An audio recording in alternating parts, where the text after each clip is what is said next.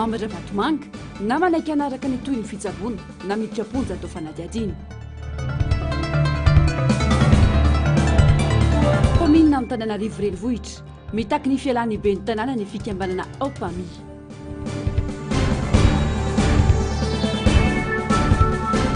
Olona nahazo IST tafapritsaka ny ivelany misy firaisana tsokombakombao ho ny Général Alfred Rakoto.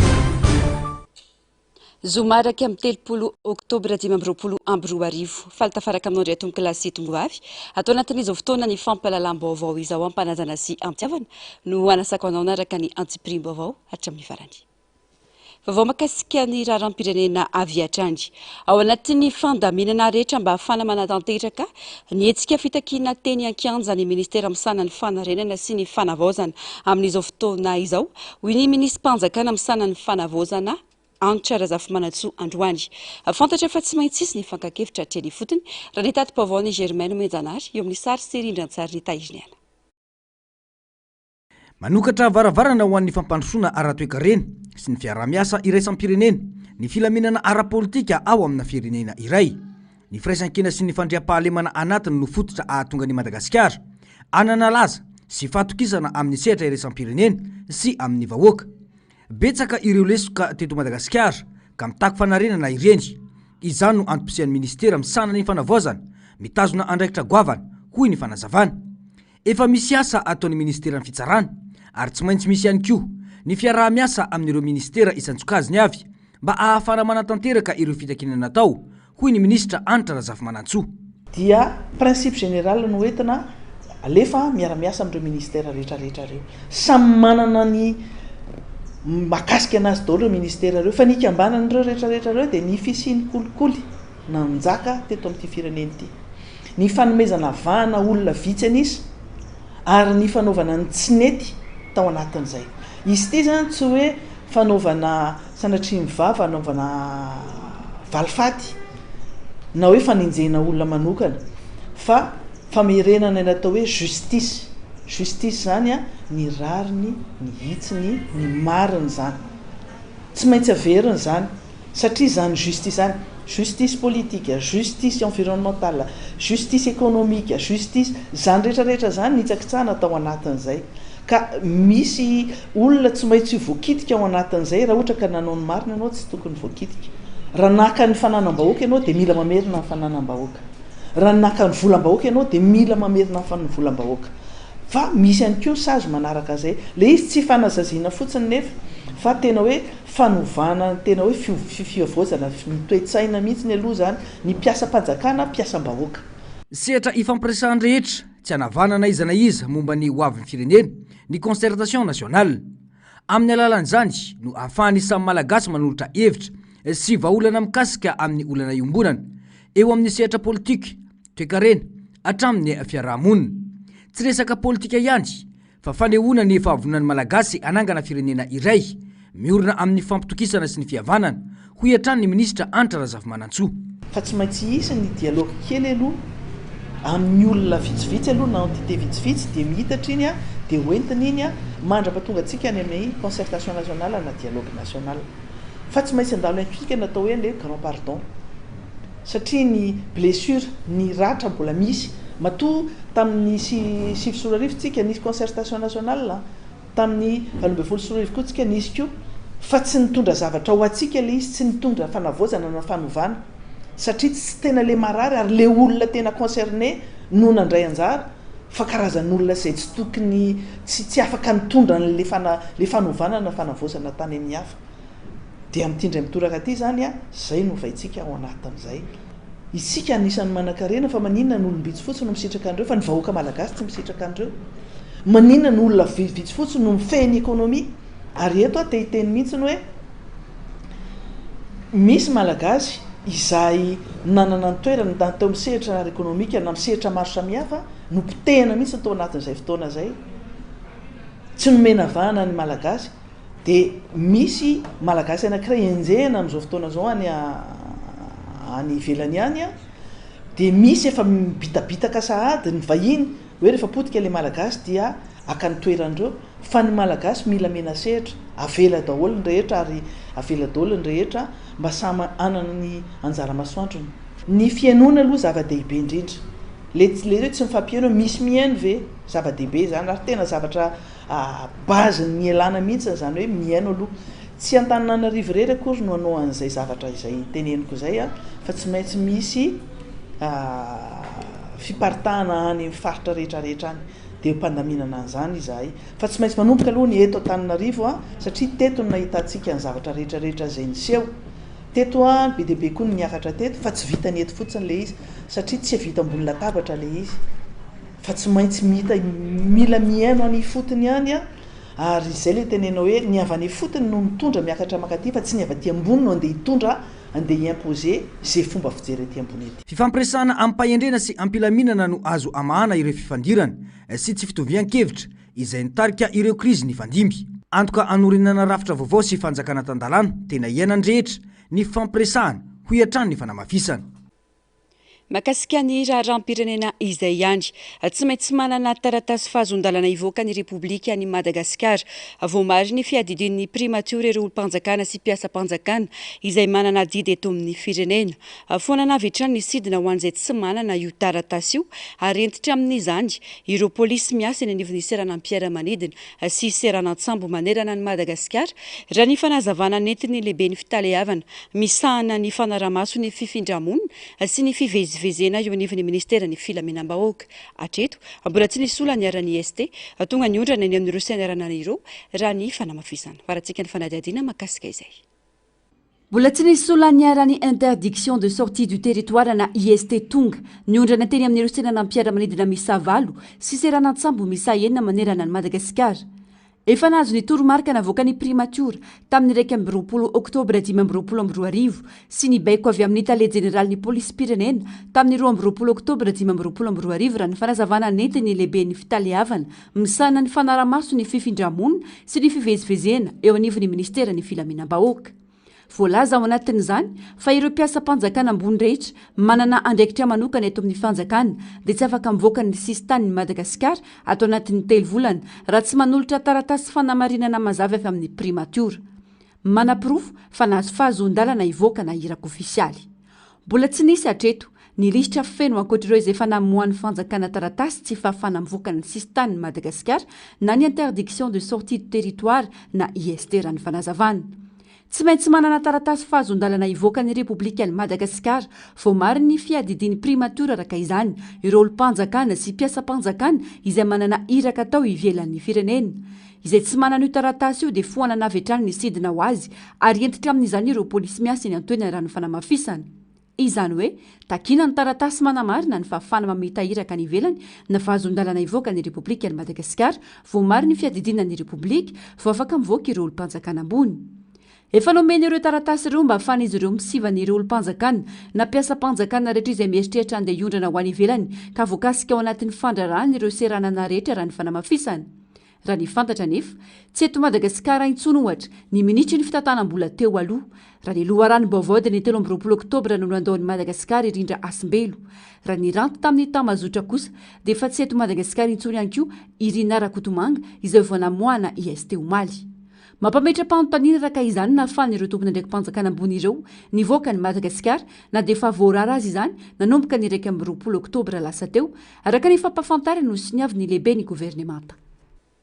Mijany eo amin'izay vaovao izay mampametra-panontaniana ny maro amin'izao fotoana izao ny nahafahan'ny Irina Rakotomanga izay namohan'ny fanjakana tsy fahafana mivoaka ny Madagasikara na IST kanefa tafavoaka ny Madagasikara ihany araka ny ranty navoakany.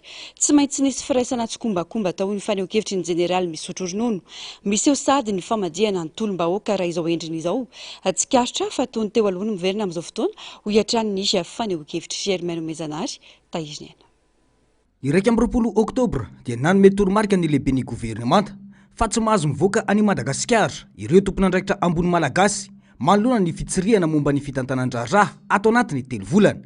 Vao omaly ny omaly namoahany ministerany ati-tantaratasy tsy fahazahoana mivoaka any Madagasikara na IST Ramatorina Rakotomanga sy Ramatosa Ondrarmalala Marie Michel ministry ny fanabeazam-pirenena teo aloha. Naresaka ny vaovao androany fa tafatsoka sy tafavoaka any Madagasikara Irina Rakotomanga araka ny ranty navoaka ny tao amin'ny tambajotra serasera. Mampametra-panontaniana tanteraka ny zavamisy hoy ny mpanara-baovao. iza no ray tsikombakomba ka nahafany olona io nisidina nakany ivelany. Tena miasa tokoa ho an'ny fanovana ve ireto mpitondra samy mody manao izany mba andemena ny sainy malagasy ho iatrany ny fanontaniana mipetraka. Firaisana tsikombakomba no andraisan'ny jeneraly misotro ronono azy ny zava-misy. Mazava ho azy zany raha vohatra anao mamoaka ordre ka tsy arahanao le izy dikan'izay raha tsikombakomba ihany no zay ny dikany ane. Fa io mila entitra ianao raha fa mitondra zany, surtout hoe maramila mitondra zany tena mila entitra raha ngaty fa tsy mila molomolo ohatran'izao. Zay ny tena izy. Za zany tena tsy raha fa hoe mitondra anao manome ordre anao exécutif anao dia arahanao io tsy misy suivi et contrôle.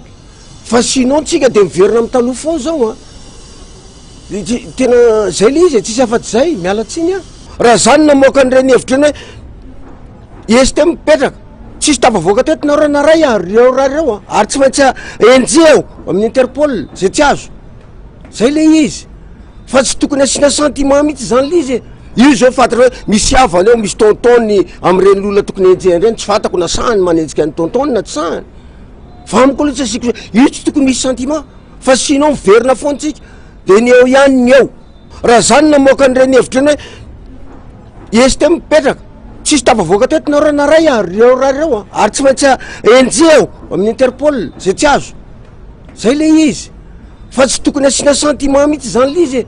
Io zao fantatra hoe misy havana eo misy tontony amin'ireny olona tokony enjehany ireny tsy fantako na sahany manenjika ny tontony na tsy sahany.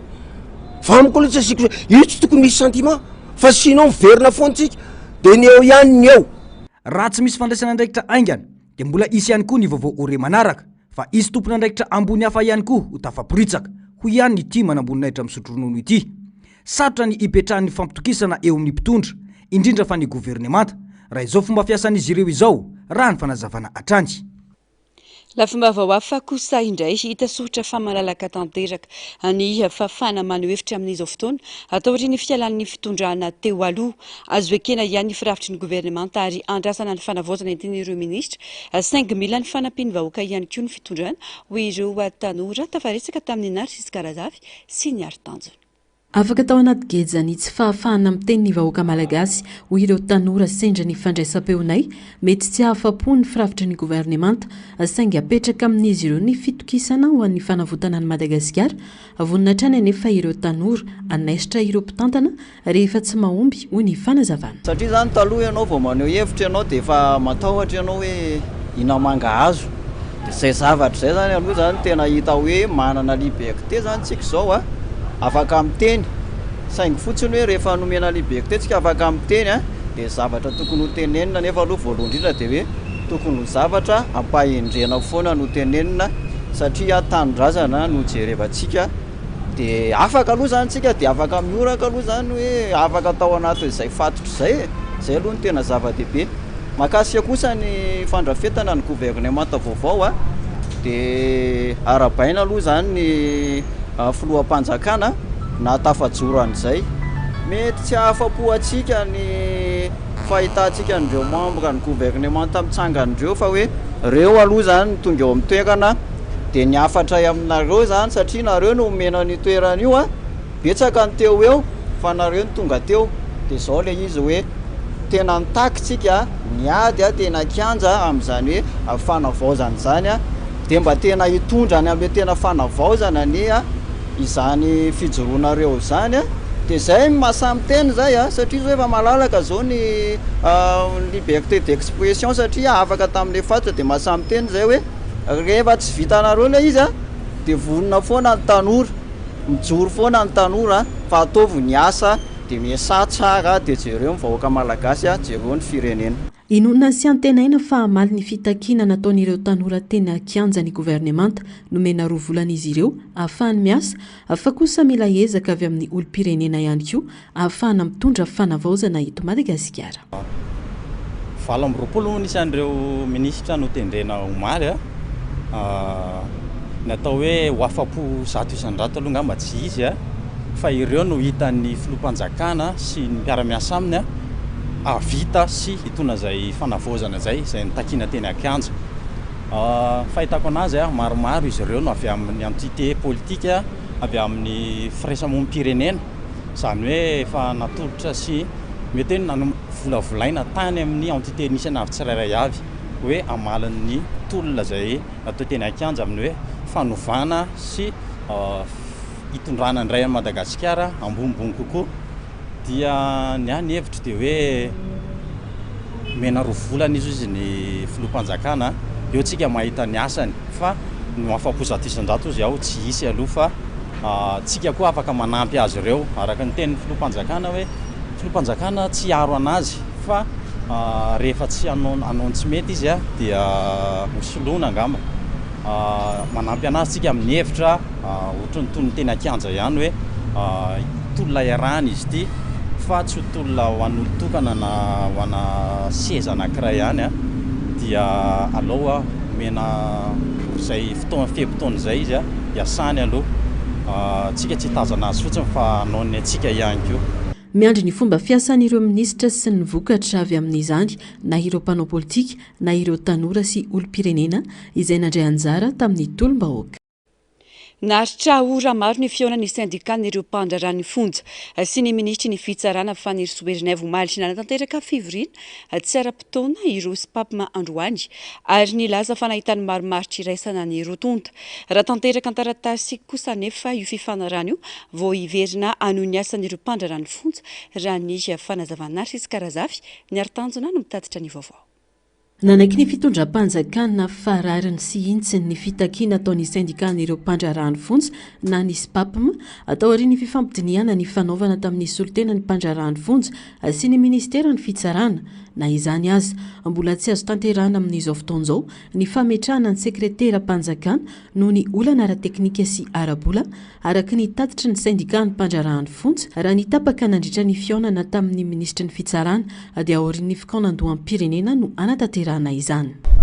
Nitovy ny zavatra niresahan'izy telo ireo na filoham-panjakana izany na premier ministre eny na ramatoa ministra omaly fa ny zavatra ho takinay dia nekeny zareo arary sisiny ary ezaka zareo anampy anay fa tsy azo tanteraina amin'izao fotoana zao ilay izy noho ny antony ara-pitsopitso ny ara-teknika sy ny ara-bola dia nampanantena izy zareo fa ho tanteraina izany aorianany concertation nationale izany fa dia olana iraisana ho famahanan'olana izahay ka nanoloana an'izany anisan'ny lefitra izahay fa nitady maromaritra iraisana noho ny maromaritra iraisana izay ny fampiresana omaly dia napitanay izany tamin'ny mpikambana rehetra manerana ny nosy ho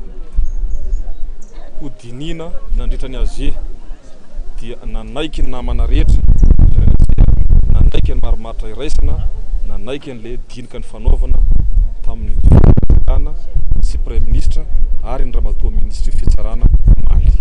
Nanaiky ny maromaritra iraisana natolotry ny filoha ny premier ministre ary ny ministry ny fitsarana ireo mpandrarany fonja atao ry ny tatitra natao nandritra ny fivoriam-be androany miandry ny fanatanterahana izany kosa nefa vao hiverina amin'ny asa ireo mpandrarany fonja. Le maromaritra iraisana zany aleo amin'ny manaraka ilay izy voateneninay fa aleo anay aloha fa hatreto le maromaritra iraisana ny fampiresana mbola resaka fifandresen-drata ary nisy ny faharesen-datra ka miandry an'izay mivoaka izahay atsoatsy vao misokatra ny fonja rehetra manerana nosy ary mety ampiantso anareo izahay fa hatreto aloha tsy maintsy hitanay maso ilay zavatra ny fampiresana sy ny fanekena omaly izay vao misokatra ny fonja rehetra manerana nosy. Raha ny fampiresana tamin'ny ramatoa ministra izay sorana azy manokana satria nafinatra ny fampiresana ary tena olona vonina maha olana tokoa izy dia atsoatso izy ary tsy ho ela fa hovana farak'izay angana ilay zavatra ny fampiresana maromaritra iraisana dia miandry izay zany isika zay. Nanamafy ny SPAPMA fa tsy manana zo hitazona ireo olona efa tokony hivoakany fonja izy ireo saingy ny fandraisana voafonja vaovao no tsy ataony izy ireo. Dia sahanay miteny aminareo amin'ny mampandrarany fonja anay dia tsy marina izany. Tsy azonay atao mihitsy zany manao hoe détention arbitraire zany. Izahay hatramin'ny tolomanay grevinay zany tiako resahana ny mampiditra amponja tsy nataonay fa ny olona tokony hivoaka ny fonja dia mivoaka ny fonja foana.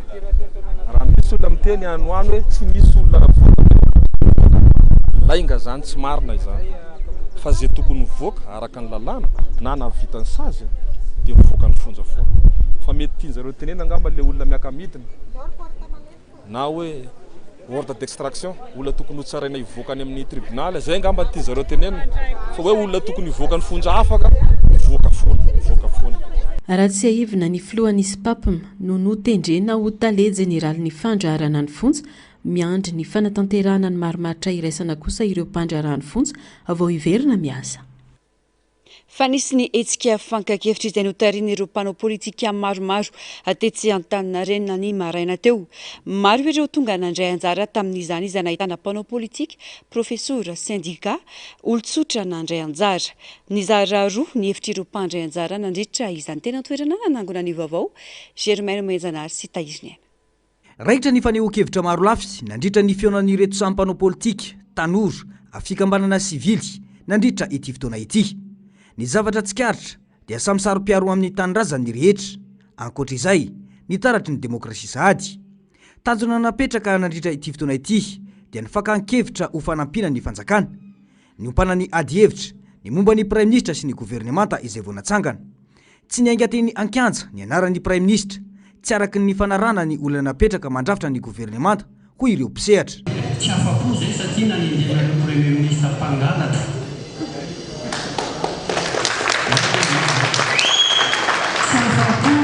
Satria ny gadra no resaka base toliara nefa nanindrenareo ministra tonga ny base toliara. Tsy afa-po izahay satria nanindrenareo sinoa ministra ny pese zay fantatra natao tamin'ny CEDU. Tsy afa-po izahay satria efa nandritra ny taona marina no tolona fa tsy vao nanomboka tamin'ny 25 septambra ny tolona. Tsy afa-po izahay satria nareo tsy mitondra makany amin'ny fanovana. Tsy afa-po izahay satria tompon'andraikitra ihany koa manoloana ny firenena satria nisy namanay koa mba mitolona. Tsy afa-po izahay satria tsy miverina tamin'ny teny lazay ny filoha tamin'ny 11 oktobra izay milaza hoe rava ny lalam-pandrenan'ny repoblika fahaefatra, rava ny institution rehetrarehetra milamina. Namany andrajoely sy raha-vatomanga pilotore mbola misy afako tsy mahafapo zahay. Ny olona nanao kolikoly sy tsy mety rehetrarehetra tany aminay tany no lasa ministra. Azonareo tsara le izy. Oka hazava hatety. Atsika jiaby ny tsara ty. Tsy anolaka an-trano an-trano. Namako no tsy any le izy. Fananam-pirenena iomonana. Sarinado misy eto. Mbola tsisy olona anankiray amin'ireo mpanapoaka ny harem-pirenenareo tratra amin'izao fotoana izao na migatra. Firy androtsika zay sarinado misy eto. Eno zao fa lasa mitsoka rinarako tomaky tonga dia teny ankoho tsy narana. Iza ny mpanao politika nangalatra eto mbola voasarotra hatramin'izao. Sarosaroma sarinado no apetraka eto. Tao kosa ireo nilaza fa mila mijery akaiky ny zava-misy aloha isika ary tsy tokony hijanona ho mpanakiana fotsiny. Fa mila manohana ireo efa olombotendry ireo mba anatanteraka ny fanamby efa napetraka. Le olombelona zay mitendreny filoha ve sa le zavatra mbola tsy vita hitahitapotsika tamin'ny grève ve sa inona le tsy mahafapo atsika. Fa atreto zany dia ohatran'le olombelona notendrena tsy mahafapo atsika ka mba tia antany asa temba tonga dia misitrefa hoe miangavy aza tao mienitra itsontsika efa manomboka mizotra makany alohantsika izao ka aoka mangataka miangavy anareo tompoko ome fotoana araka ny tenen'ny filoha zareo hoe avelao no hiasa anjaratsika mijery misatao zareo mifanomana araka an'izay dia izao itsika marobe volanina eto aoka tsy ampaposy fotsiny nataotsika fa inona koa sosokevitra ho ataotsika anapitsika Madagasikara ho tonga amin'izay hoe fanovana tokoa. Mila mandray an'izay tsika aza mijery ny filoha fotsiny aza mijery ny gouvernemanta fotsiny fa izao isika ianao rehetrarehetra inona ny zavatra anjara biriky hoentsika amin'izay fanavozana izay misy ve sa tsy misy fanontaniana mipetraka misy sa tsy misy tsika. Santiona tamin'ny zavatra nitranga nandritra ny fakan-kevitra izay niseho tetsy Antaninarenina androany ihany ireo. Raha nitsapa dia mafana ny adihevitra ho an'ny samy olom-pirenena momba ity fanavoazana ity. Voalaza moa fa isy ny tolo-kevitra izay ho atolotra ny ministry ny fanavoazana sy ny filohampanjakana aoriana izao fakan-kevitra nataon'izy ireo izao. Makasika ny raramamy Ravatomanga mazava ny toromarika na manaiky anaraka ny toy ny fitsaboana ao amin'ny hôpitaly kambenana mpitandro ny filaminana na mitraponja miatrika ny fanadiadiny Mamy Ravatomanga ho ny tati-baovao avy any an-toerana. Nisy mantsy ny filazana avy amin'ireo olona manodidina ity pandrara ity fa tsy mahazaka ny fanafody atao amin'ny tenany ary tsy mahazaka ny fisiana mpitandro ny filaminana miambina azy. Mito kosa ny fikarohana ny marina ataon'ny gouvernemanta maorisiana amin'ny ity raharaha ity izay nalamafisana izy ireo fa tsy misy afabely izay rehetra tafiditra ao anatin'izany. Fanampanazavana. Tsy manan-tsafidy amin'izao fotoana izao ny mpandraharaha malagasy Mamy Ravatomanga fa na manaiky ny anaovana fitsaboana amin'ny hôpitaly ny tenany na tsy maintsy hiala ao amin'ny hôpitaly ka hifindrany amin'ny efitra fitazonan'ny pôlisy araka ny fantatra avy amin'ny gazety l'Express afa-tsy amin'ny Nosy Maurice. Araka ny filazan'ny mpitsabo iray tao an-toerana, milaza ny olona manodidina ny Mamy Ravatomanga fa tsy mahazaka ny fanafody ampiasaina ny Maurice amin'ny fanaovana angiografia ny tenany ankehitriny. Namaly filazana io ny mpitsabo tao an-toerana fa tsy azo toerena hanao ny angiografia ny marary. Raha tsy aifina, manana olana amin'ny fo i Ravatomanga raha ny fitelinana ataon'ireo mpitsabo maorisiana taorian'ny fangatan'ny fanjakana maorisiana dia fampiasan'ny fahasalamana mba hanamarina ny famarinan'ireo filazana samihafa momba ny fahasalamana ity mpandraharaha ity. Nambarany mantsy tao amin'ny anteny medram-pirenena fa mora ny milaza fa manana retim-pomba ialana amin'ny fanadiadiana. Nanao valan-dresaka ho an'ny mpanao gazety ireo mpisolo vava ny Mamy Ravatomanga ny maraina teo. Mangataka ny Maurice izy ireo mba tsy atao fitaovana politika amin'ny fikirakirana ity raharaha ity. Nambaran'izy ireo ihany koa fa misy raharaha izay efa nivalina ka tsy tokony ampidirina amin'ny raharaha ankehitriny intsony. Ankoatra io, manambara zavatra goavana ny fangina ny tompony andraikitra ambony samihafa manoloana ity raharaha ity raha ny vaovao samihafa. Na Ikamy Vital, Masoivo malagasy any Maurice, na Edgar Razafindravà, izay sekretera jeneral ny voamiaran'ny ranomasimbe indiana na ny COI, dia samy tsy nisy ny lobava makasika ity raharaha ity nanomboka tany amin'ny fanazavana momba ny antodian'ny Mamy Ravatomanga tamin'ny alalan'ny fiaramanidina manokana tany an-toerana efa ho 2 herinandro lasa zao. Nilaza ny tsy petrapotsiny manoloana ity raharaha ity ny gouvernemanta maorisiana ary nanamafy fa nohitra amin'ny farany fikarohana ny marina taorian'ny fisamborana ny taliany FCC teo aloha Junaid Fakim. Tsisy ho afabela amin'ity raharaha ity izay tafiditra ao anatin'izany hoy ny loharanom-baovao avy eo amin'ny gouvernemanta ao an-toerana. Iverina eto Antananarivo isika atao anatin'ity fanadiadiana manaraka ity.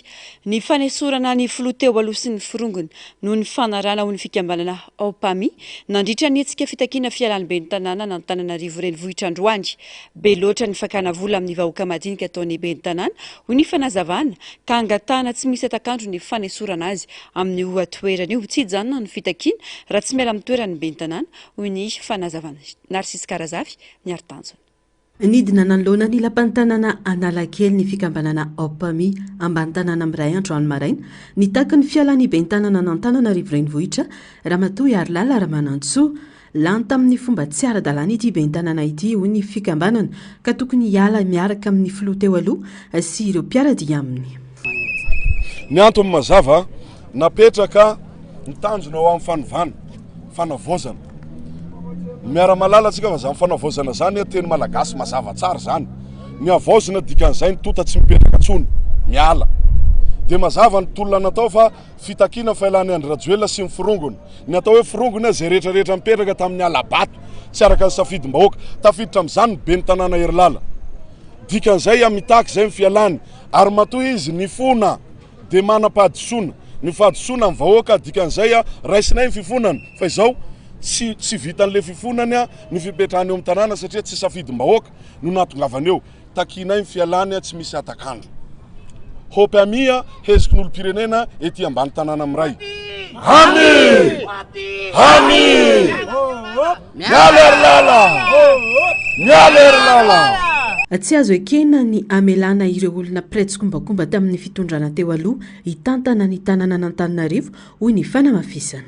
Toen'ny hetsika raha vao nanao fanambarana fijoroany izao zavatra ny OPAMI dia napetraka tsara fa tsy hoe ben'ny tanàna irery fa hatramin'ireo ratsa mangaika fikitra mampiadina angely na tonga an'izao tsy filaminana tamin'ny tantsom-pirenena zao dia anisany hojerevana ary tsy hijanona mihitsy ny OPAMI satria hatramin'izay matsy ny OPMI hoe ny ety ambany tanàna zany dia mpanakorotana foana diso zany mifamadika zany manala an'ireo tsy ara-dalàna satria izay nafatana ny zavatra nisy teto dia zay napetraka tsara hoe mitoly etolona mandrabatonga ny tanjo rehetrarehetra zay fanovoana taratapiny ka tany amin'ny fotony amin'ny alalan'ny fahendreny hetsika ety ambany tanàna fa tsy soka tena foana hoe mpandroba foana ny ambany tanàna tsy eny fakana vato eny fakana fototra amin'ny fanjakana zay miorona tonga sainy zay ka tsy atao fitaovana tsony ka andray andraikitra mihitsy ny fotom-piainanay manomboka hatrany président pokotany io ko tsy ekeny hoe raha teniteny falofa iny fa aloha safidinika zay mamboaka mipetraka eny amin'ny ratsamangaiky eny zay le izy zay.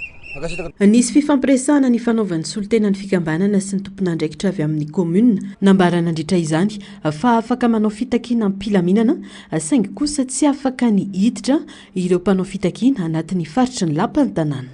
Eto zay mandrapahasitranareo azy eny tompo voalohany aloha averiko ihany anjaranay dia mitandro filaminana mazava zay ny fangatahanareo azonareo atao mangataka an'izay fangatahanareo mazava ho azy ia tsy manakana ny fangatahanareo ataonareo ivelany eo zay ny fionana ny be ny tanàna zay kosa nefany dia misy ambaratonga afahanareo manantona an'izay afaka mampita an'izay raha zay no ilainy fa miapitaina zay zay le izy filaminana ny tandrovanareo mba hitandrovantsika amin'ny filaminana dia tsara kory zareo miaino anay dia miresaka aminy zay ametrahanay ny fitakiana satria zao filaminana ny tandrovanareo zay ko dia mampita an'izay zay dia fa eto nefa tsy afaka mamaly an'izay etaetanay zay anao satria izy liberté fan'le izy zay koa manampy anareo amin'le filaminana zay zany angambany tandrovotsika le filaminana zay indrindra hoapitaina ny fangatahanareo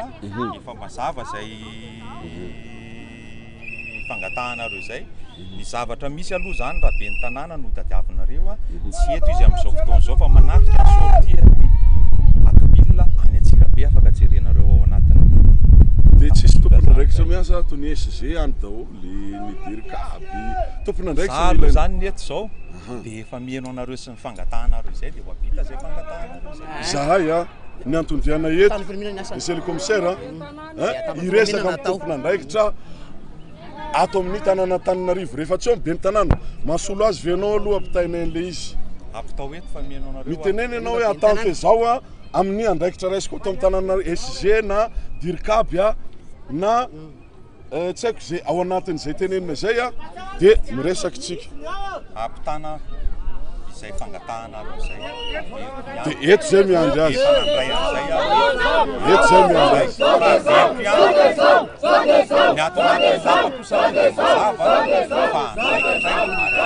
ny lapa tazomy filaminana zay efa nieritreretanareo ao anatin'ilay sy azoko le hoe zay tsy mahazo miditra amin'ity lapa ty zany fa nareo mitandro ny filaminana ao anatiny tsy mahazo miditra zay hatreto aloha tsisy afaka ny amaky vavahady zany aloha fa tsy filaminana kosa zay ka rehefa zahay terenareo hijanona ty velany aniza aloha ny tanàna aloha vahoaka ve sa any Arilala aniza aloha ny tanàna amin'ny vahoaka ve nambaran'ireo mpanao fitakiana fa maro loatra ny fakana vola ataon'ny komuna Antananarivo renivohitra raha tsy laza fa tsy ny lamandy aloha rehefa manana fiara mbalam-pamonjana akatakiana tsy misy atakandro ny fialany ity be ny tanàna ity ny atony takiana an'le fialan'ny be ny tanàna Antananarivo aloha zany raha ny zavatra nisy ny amin'ny tolona nataon'ny vahoaka zany tanora sy ny mpanao politika dia hoe fanovanatra amin'ny fotony ka miala zany aloha zay olona rehetrarehetra ny tantana sy nitondra teto na nentina tsy nentina nataony satria fanovanatra amin'ny fotony le izy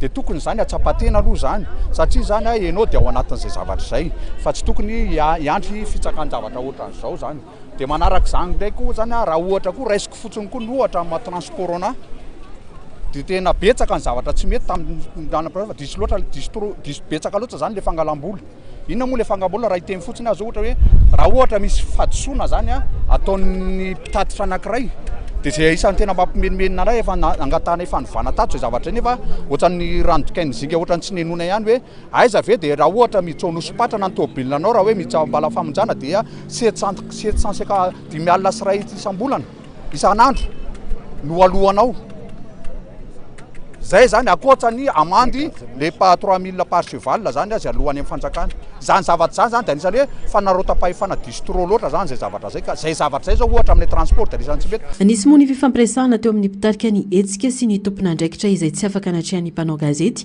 ka andrasana ny fivoarany toetra ra tetsy andaniny izay dia tsy nanaiky ny anesorana ny ben'ny tanàna ireo mpiasa teo anivon'ny komuna Antananarivo renivohitra. Olom-boafidy ihany no tokony tantana ny tanàna n'Antananarivo ka tsy tokony esorina ny ben'ny tanàna ny syndicat ny mpiasa ny komuna Antananarivo renivohitra na ny SMCAR no mafisina izy ireo fa ireo tompona andraikitra isana ambaratonga na ireo staff tsy mahavita ny asa no tokony hosoloina na tsisy karazafy miary tanjona hatrany. Tsy manaiky ny fametrahana délégation manokana na PDS eo anivon'ny komuna Antananarivo renivohitra ny syndicat ny mpiasa ny komuna Antananarivo renivohitra na ny SMCAR. Olom-boafidy ihany no tokony tantana ny tanàna mba ahafahana mitondra fampandrosoana sy mamaly ny fitakian'ny mpiasa hoy ny filohan'ny SMCAR. Ny fandravana ny staff izay tsy mahavita ny asa no ireto syndicat ireto no takiana satria mitsabaka sy manimba ny asa ny ben'ny tanàna. Tsy amin'ny mahaben'ny tanàna azy hoe izy tsy le personne morale tsy personne physique fa le personne morale fa nay mila olom-boafidy no mitantana tanàna satria fotoana zao manina Antananarivo ve dia atao sorona foana amin'izay misy fiovana sihetsika politika eto amin'ity tanàna ity aleo mponina Antananarivo izay mandohetra ara-dalàna mba tena iaina hisitraka ny letrany hoe inona ny redevabilité an'ireo mponina Antananarivo mandohetra reo io ange tsy ny mpiasa rery ihany ny vomafy amina zavatra oatra zany fa mponina Antananarivo koa nge mandray ny voka-dratsiny zany ny mponina Antananarivo mandohetra ny avy amin'ireny amezana ny karamanay dia izay no takinay hoe tena andao tsika hijery isika ny mponina fa tsy hijery ny ankolafiny hoe iza ndray no apetraka dia iza ndray no dia sady lizy lasa fanao endrika ifamaly faty ara-politika eto foana ve tsy avy hatrany ny valiny ho anay syndicat tsy zany ny vahaolana ho an'ny mponina Antananarivo sy ho an'ny mpiasa dikan'izay alao ny olom-boafidy hipetraka natateraka ny asany dia zay no arovanay fa tsy le amin'ny maha hoe ben'ny tanàna hoe amin'ny ramatoa hiary lalazy fa le hoe alao izy niza zany teo dia ny anay mpiasa satria efa nenanay nandritra ny firy taona zany dia fantatray fa tsy voandroany.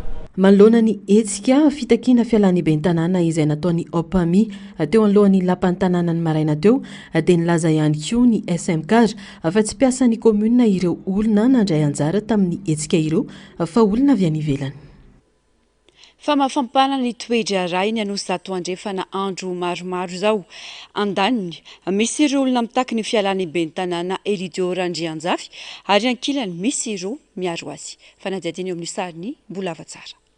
Ny toy ny tolakandro toy ny fihetsiketsehana fangatahana ny fialan'ny ben'ny tanàna nanao zato andrefana maro loatra ny tsy fanarahan-dalàna ka izay no hitakiana ny fialan'ny Elidio Randrianjafy efa nisy ny fifampiresahana tamin'ny ben'ny tanàna saingy tsy nahafa-po izany hoy ny fanazavana.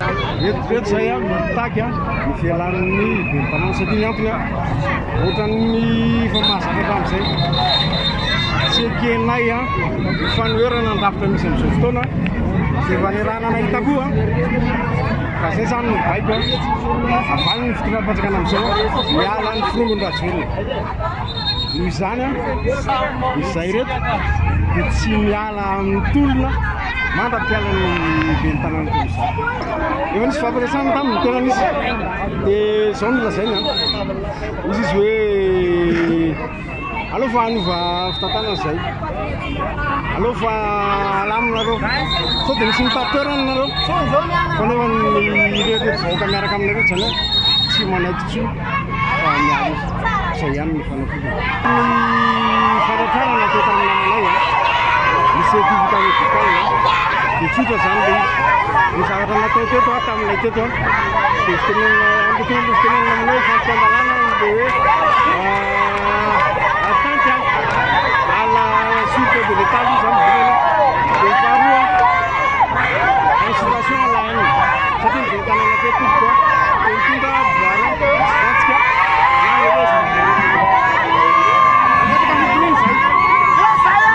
ankilany ny fanatrika tamin'ireo mpanao fitakiana ihany koa ny mponina ny lanja sora-baventy izay miaro ny ben'ny tanàna ao an-toerana.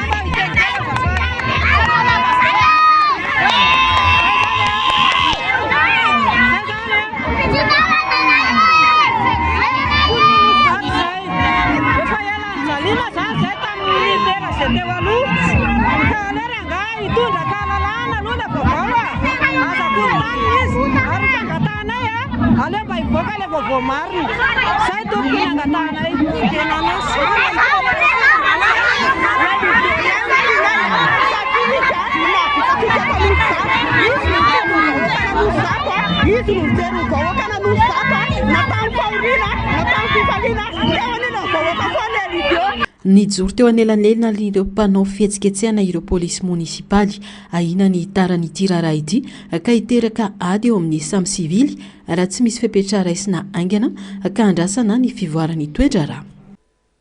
Manome roa amby fitopolo ora ny mpitondra fanjakana sy ny komina Antananarivo renivohitra andray fepetraka andravy ireo fototra-afitrasa tsy ara-dalàna ao amin'ny faritra universitena Antananarivo ireo fikambanan'ny mpianatra eo anivon'ny anjerimanontolo androany anao fihetsiketsehana ireo mpianatra amin'ny alatsinainy raha tsy misy fandraisana andraikitra mandritro fepitona nomeny io fanampanazavana.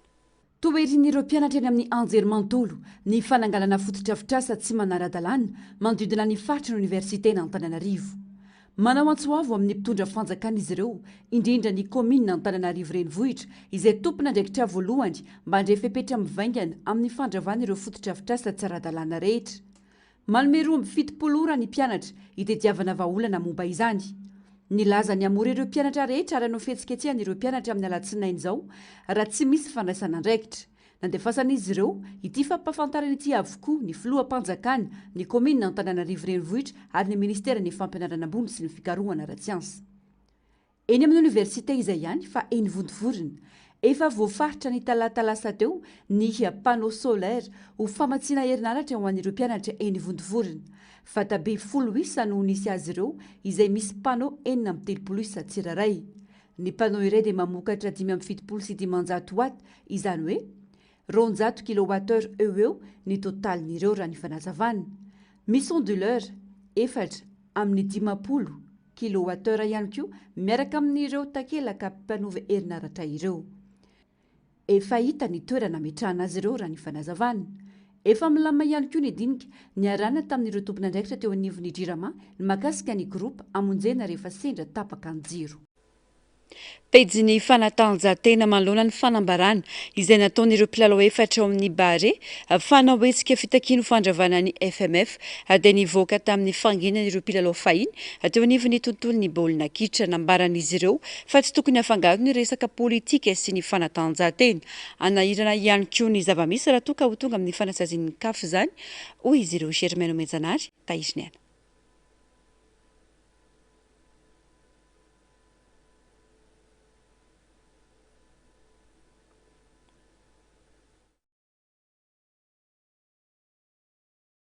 Tsy mitovy ny politika sy ny fanatanjahantena noho izany azam-panaraina ny rivotra politika misy eto amin'ny firenena. Io no nambaran'ireo mpilalao tranainy fahiny eo anivon'ny tontolon'ny baolina kitra eto Madagasikara manoloana ny fanambarana ho fihetsiketsehana izay ataon'ireo tanora zandrin'izy ireo hitaky ny fandesorana sy fandravana ny FMF. Misy tantaran'ny baolina kitra ary misy antony natonga ireo mpilalao efatra izay natonga azy ireo ho fantatry ny kluba any ivelany hoy ny fanazavana. Zay kanefa tsy manohatra ny zavatra azy ataony zalahy fa tokony mba andinika zalahy fa ty baolina kitra ty misy tantara natafakatra ny zalahy regny ka no iamady tao amin'ny kafy tamin'izany andro zany 16 no qualifié amin'ny CAN ankehitriny tamin'ny amady tao nampiakariny amady 24 fa raha ny tantara ny jerena zay ireo efa qualifié tany amin'ny CAN foana isan'andro Madagasikara deuxième tenana iamady na tonga 24 reny de qualifié zalahy reny reo be tabataba amin'ny télé sy hoe andeha nangon'olona amin'ny baolina kitra zany tsy mila manangon'olona fa tonga de événement populaire amin'ny football ary sport roi io tsy anay io tsy anisa fa ny tout le monde io raha vao misy fifaliana amin'ny baolina de tout le monde ndray faly misy vokatra de tout le monde ndray faly na atraizatraiza naizatraizatraiza na any andafy eo na aiza fa oka tsokorotanina le baolina kitra tena satria efa nisy tantara koa averiko aminareo nisy zany hoe Patrick Ramiaramanana zany ministre ny jeunesse et sport zany Ravalomanana mpitondra tamin'izany président Ravalomanana anala ny président fédération anala ny Amady tamin'izany niala mibaiko ny avany amin'ny FIFA asoreo ministre io efa nitabatabatra ny Antaninarenina tamin'izany andro zany asoreo ministre io niala Patrick azo jereo zany reko manaova recoupement nareo de jereo fa nisy tantara zany nasondro Ravalomanana ny Patrick Ramiaramanana à l'époque ka za mikitikidika fédération zany zala fa rehefa anao tongava mandatsaka ny candidature amin'ny vaninandro mampety azy tapitra ny zareo ataovy ny candidature anao de milatsa fa zasombana na korotanina ty ambolo za mahita an'le événement politique zao hoe zeda hoatsiny zeda okarangamba andeha amin'ny tokony ho izy le zavatra atao fa tena tsy mety manimba zavatra tsy mitovy ny politika sy ny sport raha ny ranty izay navoaka ny fanevimamo ny ariva teo dia efa tany anaty fiaramanidina ny tenany mba amonjy ity fotoana rampitso ity mbola ny antsondretra ihany koa ny tenany atao anatin'ny oronan-tsarifo io mba ho tonga anotrina azy ireo amin'ny etsika fitakina izay atao ity Filoham-pirenena sy solombavam-bahoaka natao tany Tanzania ny 7 oktobra 2024 lasa teo anarivon'ireo tanora nidina an-dalambe naneo ny atezerany tsy mankasitraka ny voka-pifidianana ny poka ny herisetra tao Dar es Salaam sy ny manodidina tapaka ny Tamazotra nakaton'ireo sekoly ary napetraka ny fepetra fiarovana entitra toy ny tsy fafana mivezivezy amin'ny alina etsy ankilany maro ireo voasambotra ary anjatony maro ny voalaza fa namony ainy nandritra ny fifandonana tamin'ny polisy ny tafy hoaratsika ny fanadihadiana makasika izay ny 7 oktobra 2024 lasa teo no niroso tamin'ny fifidianana solombavam-bahoaka sy filoham-pirenena i Tanzania nandritra io androm-pifidianana io anefa dia raikitra ny hetsika nanoheran'ireo tanora ny zava-misy any an-toerana tsy nanam-pifaninana taminy ny filoha Samias Suluhu Hassan izay nahazo vato iray alina raha 720 ny an'ny mpanohitra tany amin'ny farim-piady dimy-pifidianana maro tsy nanana mpifaninana taminy filoham-perinasa fa nogadraina na tsy navelany rotsaka ho vidiana tsotra izao ireo tokony nifaninana taminy ankoatr'izay nanjaka ny alabato satria betsaka ireo vata fandatsaham-bato no efa fen'ny alohan'ny fotoana nisy koa ireo olona navelan'ny fidim-betsaka araka ny fanazavan'ny antoko-mpanohitra tanzaniana naneo ny atezerana manoloana ireo tsy fanjariana ao Tanzania no mahatonga izao fifandonana moizana ny olona anjatony izao toerin'ireo tanora koa ny fepetra feno herisetra napetraky ny manam-pahefana manoloana ny hetsika fanehoan-katezerana ataon'ireo tanora dia ny fidinana an-dalambe tao Dar es Salaam maro ireo sakana natao tao Dar es Salaam anisan'izany ny fahatapahan'ny tambazotra internet ny fanakatonana ireo sekoly ary ny tsy fahazona mivezivezy amin'ny alina ankoatr'izay miara-misala amin'ny fisamborana sy famonoana ireo mpanohitra ireo mpitandro filaminana manapirofo ny famoretana mahery vaika ny zava-misy izay milohan'ireo mpanao fihetsiketsehana toerana maro ny lasa eo ambanin'ny fanaraha-mason'ireo polisy sy ny tafika ao anatin'izany ireo hopitaly mba tsy hamoaka ny marina raha ny fantatra dia 507 ireo namoy aina tao Dar es Salaam 200 mahery tany Mwanza manginy fotsiny ireo any amin'ny faritra hafa ka tonga hatrany amin'ny 700 ireo namoy aina ao Tanzania tato anatin'ny 2 andro tsy zava-miafina intsony zava-mitranga ao El Fasher ao amin'ny faritry Darfur any Soudan manaprofo ny fisiany famonoan'olona faobe sy ny herisetra matsiravina atao amin'ny sivily ireo sary avoaka ny zanabolana sy ireo fijoroana vavolombelona samihafa ankoatra izay voalaza fa ny milisy force de soutien rapide na ny FSR mifeny ankamaroany ao Darfur no tomponantoka amin'ireo abibina ireo manaitra ny eo anivon'ny firenena mikambana afa miatrika iry amin'ireo krizy lehibe maolona indrindra erantany ny firenena amin'izao fotoana izao fanampanazava Monsieur mazava amin'ny sary avy amin'ny zanabolana ny famonoana olona faobe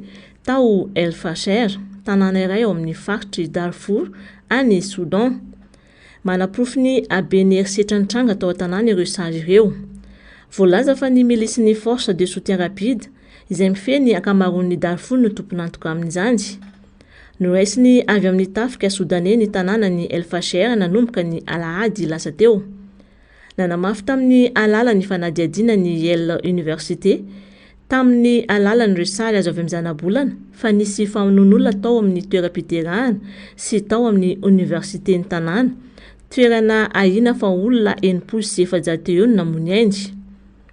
Hita masitetika amin'ireo sarin'ny zanabolana ny lokomena izay mitovy endrika manahaka ny vatan'olombelona.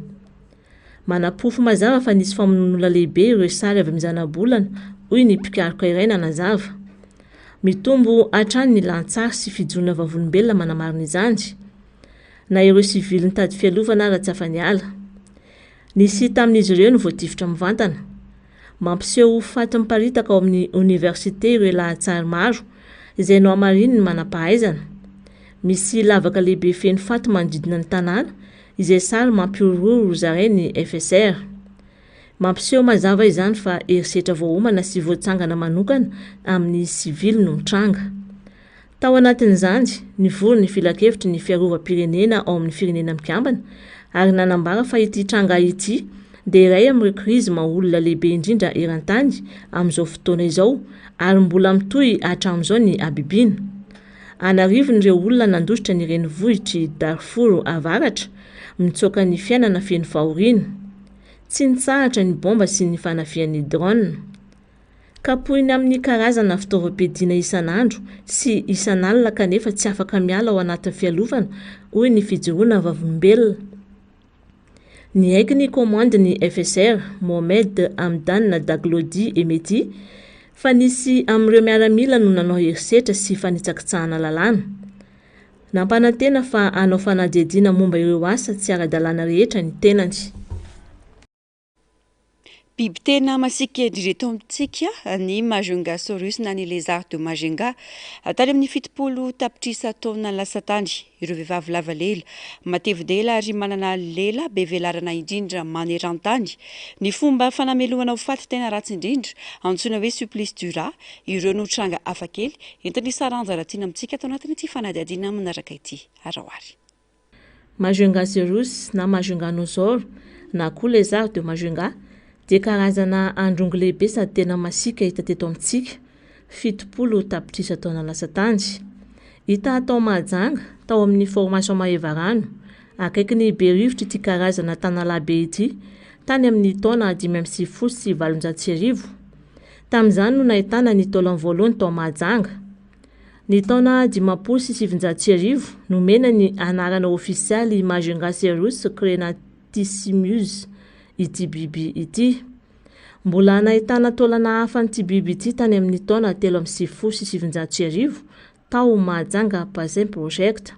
Fa ankoatran'ireo toerana ireo dia mety ahitana ny taolam-balony koa amin'ny Université n'Antananarivo any amin'ny Stony Brook University États-Unis na any amin'ny Royal Ontario Museum any Canada na ao amin'ny Natural History Museum any Angleterre. Ireo vehivavy manana lela miavaka, lela lava indrindra sy lela be velarana indrindra ary lela lehibe indrindra maneran-tany.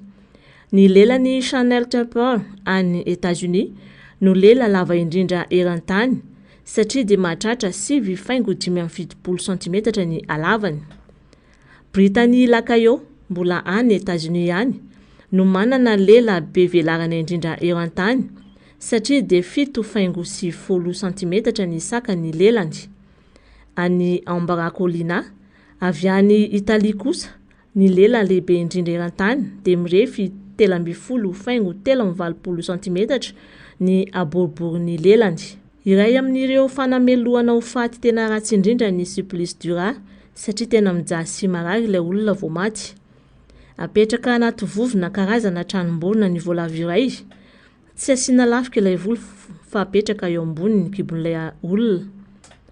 Asiana zavatra mafana eo ambony ka mare mamay ilay voalavo. Tsy hitany izay ale satria voahidy izy ka ny kibon'ilay olona no azo ny andosirana. Lavahany kibo ka mivoaka hatramin'ny tsinain'ilay olona nefa mbola tsy maty fa matsiaro fangirifirina lalina.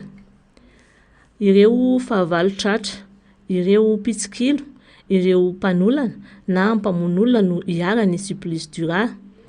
Tany amin'ny taonjato fahavalo ambin'ny folo tany no tena nalaza ity karazana famaizana ity ary efa nifoanana tanteraka izany ankehitriny na dia mbola hita anaty horonan-tsary toy ny fast endophorose. Tena ampibiana tanteraka, tsy zakany saina ny mandinika ny fijalian'ilay olona. Tapitra ny fampalalam-baovao tomboky lasy tongovavy mankasitraka fenao nanaraka izany hatramin'ny farany ary mametraka ny veloma mandrapitafa ao amin'ny rampitso indray. Veloma tompoko.